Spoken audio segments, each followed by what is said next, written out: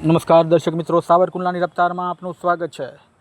આજે સાવરકુંડલાના ભમ્મર ગામે એક ખૂબ જ આઘાતજનક કહી શકાય તે રીતનો આતંક સિંહો દ્વારા કરવામાં આવ્યો હતો।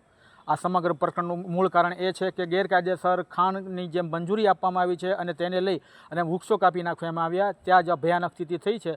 તો બ્લાસ્ટિંગ શરૂ થશે તો માણસોનો જીવ જશે તેવો પ્રશ્ન ભમ્મર ગામના લોકો કરી રહ્યા છે। અમરેલી જિલ્લાના સાવરકુંડલા તાલુકાના ભમ્મર ગામે ગેરકાયદેસર ખાણને કારણે સિંહ અને માનવ સંઘર્ષ અત્યારે ખતરનાક વળાંક પર પહોંચ્યો છે।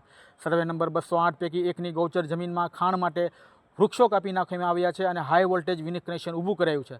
હજી બ્લાસ્ટિંગ શરૂ નથી થયું અને છતાં પરિણામ ભયાનક છે।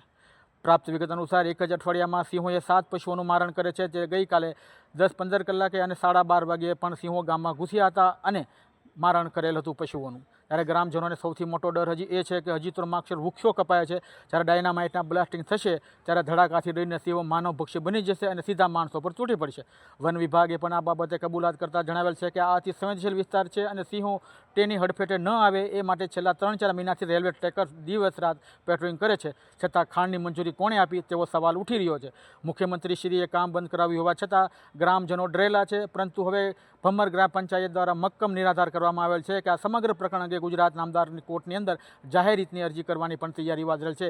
ત્યારે સવાલ સ્પષ્ટ છે કે ગૌચર, સિંહ અને માણસ આ ત્રણને બચાવવા શું ખાણને બંધ કરવી જરૂરી નથી તેવો પ્રશ્ન નગરજનો અને સાવરકુંડલા પંથકના લોકો કરી રહ્યા છે। Bureau report, Savarkundla રફતાર, Sarfaraz Khokhar, વિજબરી।